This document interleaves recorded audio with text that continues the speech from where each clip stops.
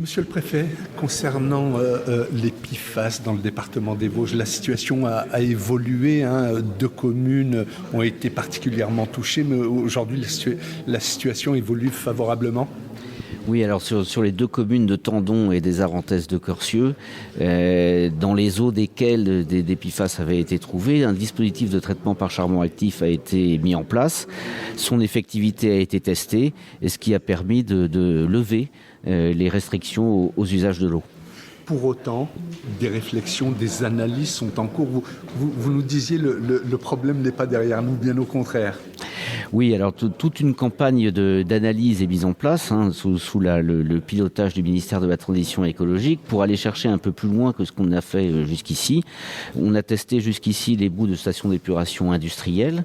On s'apprête à tester les boues de stations d'épuration urbaines, au-delà de 10 000 équivalents habitants, c'est-à-dire les plus importantes d'entre elles.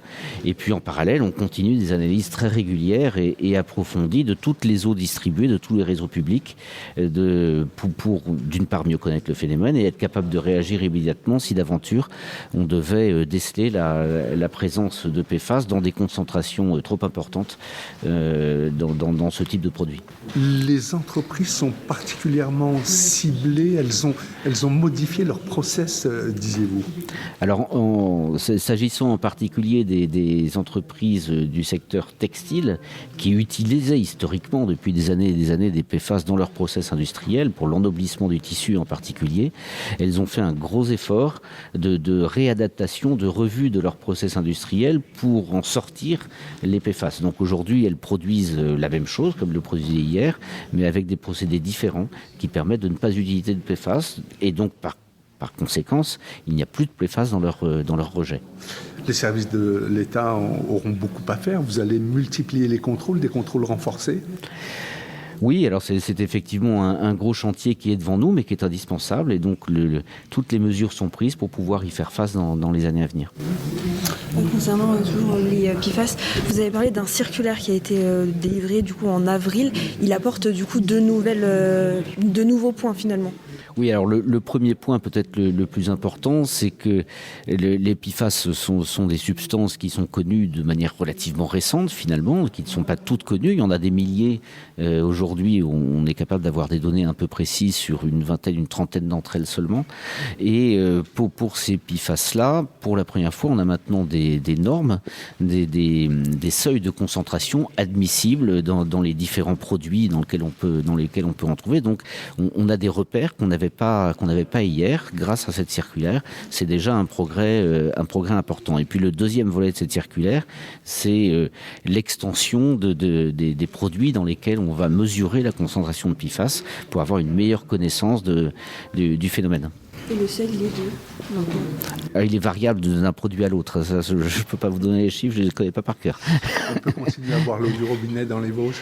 On peut, alors ça pour le coup c'est très très ancien. Historiquement, les services, en l'occurrence de l'agence régionale de santé, testent, et les exploitants des réseaux d'eau testent très régulièrement les eaux qui sont distribuées au robinet à la population, et donc on peut, mais les yeux fermés, je dirais, boire l'eau du robinet sans difficulté. Changeons de sujet avec la situation de l'emploi qui est à peu près stable dans les Vosges, mais avec des inquiétudes. Oui, des inquiétudes parce que la conjoncture n'est pas bonne dans les Vosges comme ailleurs, et donc l'État est vraiment mobilisé aux côtés des entreprises qui se trouvent en difficulté pour, grâce à plusieurs dispositifs, l'activité partielle, les soutiens divers que les services de l'État au sens large peuvent leur apporter pour éviter des sinistres économiques qui seraient préjudiciables évidemment à l'emploi et à tous. Alors traditionnellement, on dit qu'il pleut beaucoup dans les Vosges, mais finalement, les ressources en eau diminuent. Dans les Vosges, je dirais, comme ailleurs, d'abord on se trouve avec le changement climatique dans une situation où même s'il n'y a pas de risque aujourd'hui, à l'heure où on parle, où on a des nappes qui sont pas particulièrement remplies, où on a des débits de rivières qui sont inférieurs à ce qu'on a pu connaître il y a quelques années. Du coup, ça nécessite une vigilance de tous les utilisateurs de l'eau, du particulier à l'industriel, enfin tous les utilisateurs, pour essayer d'en faire une utilisation solutions un peu plus raisonnées et qui évitent que l'on se retrouve dans des situations de pénurie si la météo devait être défavorable dans les mois qui viennent. Une petite question concernant Damblin, monsieur le préfet. Votre téléphone a beaucoup sonné ces derniers jours.